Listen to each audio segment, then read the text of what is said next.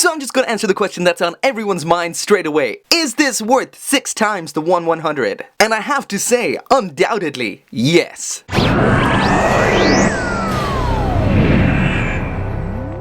Hey, what is up everyone? Welcome back to another Gunpla review, and finally here it is. The most unique Gunpla so far, the high-resolution Gundam Barbatos. If you haven't yet seen my unboxing video, make sure to check that out, but during that I voiced some concerns about this figure / model kit, and I have to say after putting it together, all of those are blown away, completely blown away. As you can see, this is one incredible looking model, and definitely as a straight build kit, this is the most incredible looking model with the name Gunpla attached to it. And definitely by far the best Barbatos has ever looked. The color separation on here is off the charts. You've already seen that awesome inner frame, which is a mix of die-cast parts as well as plastic parts. But now getting onto the outer armor, and everything on here looks fantastic as well.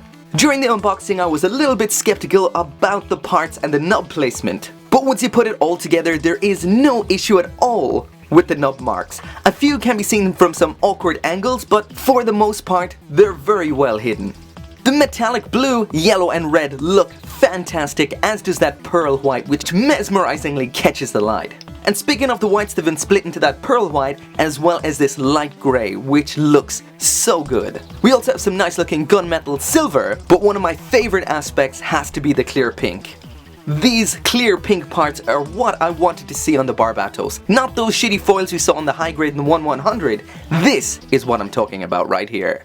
But I can already hear you already. Damn Mecha, 6 times the price just for some fancy paint? Fuck it, I could just buy the 1/100 and paint it myself. What I would say is that you could, but it will only ever kinda look like it. It will never reach the level of awesomeness that this thing right here is. The high-resolution Barbatos has been designed from the ground up completely differently. This is an entirely different beast altogether. This really isn't a 100 scale model of the Barbatos. This is essentially a reimagining of the Barbatos. This, as you can see, isn't an accurate portrayal of what you see in the anime. The design in a lot of places is altered, the colors are completely changed, and this Gundam has always kind of looked like a knight, but in these colors and this new design, it looks so much more like a knight and looks so cool. There is only one aspect I prefer on the 1/100 as opposed to the high res, and that is the eyes. On the 1/100 they're a solid piece of green plastic, whereas on the high res they're painted on and just don't look as sharp. But besides that, the high res wins out in every other aspect. So there's the high-res Barbatos with everything that it comes with. So with this model, Bandai have decided to go with fixed pose hands, and to be honest, I'm glad. I know some people would have preferred to have seen some movable fingers on there, but to be honest, those things are so fiddly and fall apart so often, I'm super happy they went with these. So what we've gotten here is open palmed hands, or manipulators if you prefer. We also have a pair of fists, as well as 2 types of holding hands. As for weapons, we've got the katana, which is that nice gunmetal silver again, and we've got a light grey guard down here, and there is a quick comparison to the one you get with the 1/100. There is the smoothbore gun, this time in brown, dark grey and light grey. This is the only place on the entire kit that uses a foil seal, and I feel like it really shouldn't. The foil on here just looks so crappy compared to everything else. They should have went with something better, but still, it looks pretty good, and that can fold out, and there's it, fully extended. Once again, there is a quick comparison against the 1/100's variant, and as you can see from a lot of parts on this, like these parts up here, as well as the sights, this has also been completely redesigned. Last up in here, we've got a couple of adapters, an action-based adapter, as well as this one here for attaching the katana onto the backpack. So onto articulation, and I'm not going to go through everything that this kit has to offer because I'll be here for over a half an hour. So I'm just going to stick to some of my old test poses to show you what it can and can't do in each pose, like the squat here, and I'm going to put the 1/100 in the background for reference. So that's as low as he can get into a squat. He is back heavy, so I'm holding him up with this pen here, but a lot of the armor at the ankles, the knees, and the front skirting does get in the way of him dropping any lower than that. There it is, dropping into a lunge, trying to keep as much as the feet on the ground as possible, and it does pretty good, a little better than the 1/100 I would say. It doesn't look as broken.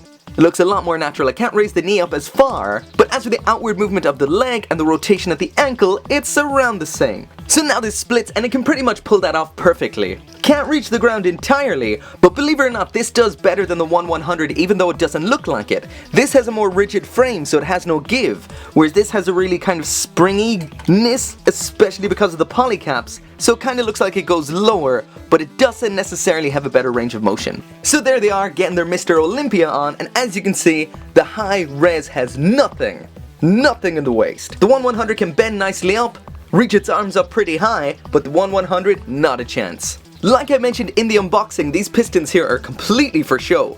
There is no side to side whatsoever, and that is the limit of the front and back. For a Gundam that's so skinny in the midsection, it really doesn't have that much motion. So that does mean there's no point in me trying to do a Rosen Zulu with this guy. He's not going to bend too much towards the front, a little bit.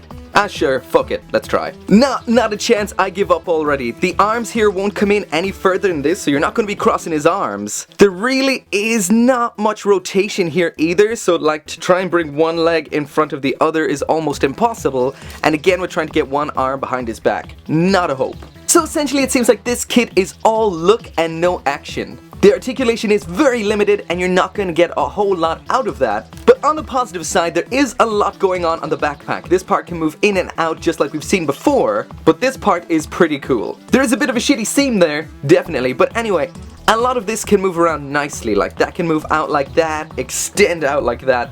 That is pretty cool. This part moves out as well here. This gray segment, that can move as well, and these parts extend out and go back in for holding the adapter as well as the smooth bore gun. So at least the backpack is pretty damn cool. I just thought there I probably should try to use the Kimaris booster on here, see if it still fits. So off with that, let's go around here and find the Kimaris in all this mess. There he is. Come out of there. And here we go. Now I can already see already that this will not fit. They're spaced differently and they're a different thickness, so not a hope. So that is it for the review. This is a really mixed bag of a figure, but I have to say I really do like this.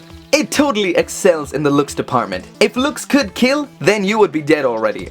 But it does suffer in the articulation department. It also feels incredibly solid. It has a nice heft to it. It maintains its balance really well because of that weight, and the weight is centered quite well. And all in all, do I think it's worth 6 of the 1/100?